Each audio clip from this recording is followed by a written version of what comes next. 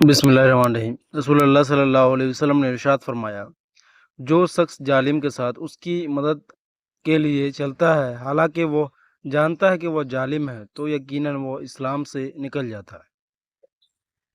رسول اللہ صلی اللہ علیہ وسلم نے ارشاد فرمایا، جو شخص ظالم کے ساتھ اس کی مدد کے لیے چلتا ہے حالانکہ وہ جانتا ہے کہ وہ ظالم ہے تو یقیناً وہ اسلام سے نکل جاتا ہے۔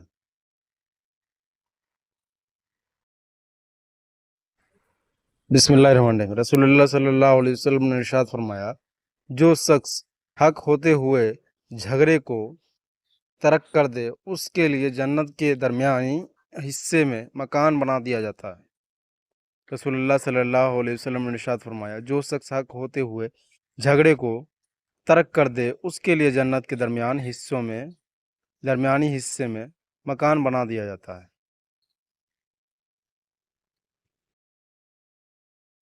بسم اللہ الرحمن الرحیم۔ نماز کی شان۔ جب تم نماز کے لیے کھڑے ہوتے ہو سر سے آسمان تک رحمت اہل گھٹا بن کر چھا جاتی ہے، فرشتے تیرے چہرے کی طرف جمع ہو جاتے ہیں۔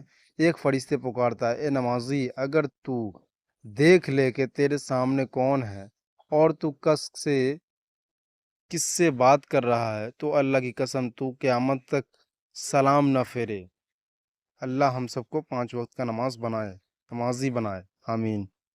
نماز کی شان۔ جب تم نماز کے لیے کھڑے ہوتے ہو سر سے آسمان تک رحمت اللہ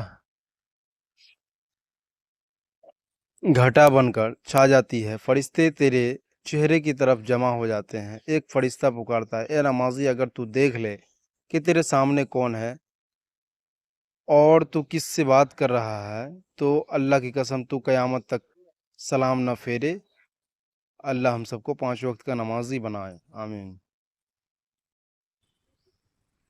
بسم اللہ الرحمن الرحیم۔ جب تم میں سے کسی کو کوئی عورت اچھی لگے، موقل نے ابو زبیر سے روایت کی، کہا حضرت جابر رضی اللہ عنہ نے کہا، میں نے نبی اکرم صلی اللہ علیہ وسلم کو یہ فرماتے ہوئے سنا، جب تم میں سے کسی کو کوئی عورت اچھی لگے اور اس کے دل میں جاغزی ہو جائے تو وہ اپنی بیوی کا رخ کرے اور اس سے صحبت کرے، بلاسوا یہ عمل اس کیفیت کو دور کر دے گا جو اس کے دل میں پیدا ہوئی ہو۔ مسلم شریف کی روایت ہے۔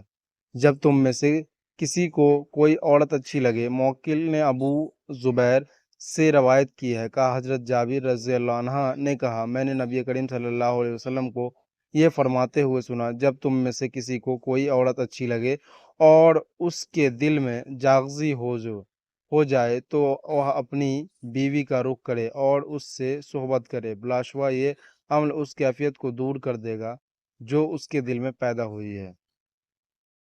بسم اللہ الرحمن الرحیم۔ جنا کی شکلیں۔ رسول اللہ صلی اللہ علیہ وسلم نے فرمایا، آنکھوں کا جنا نامحرم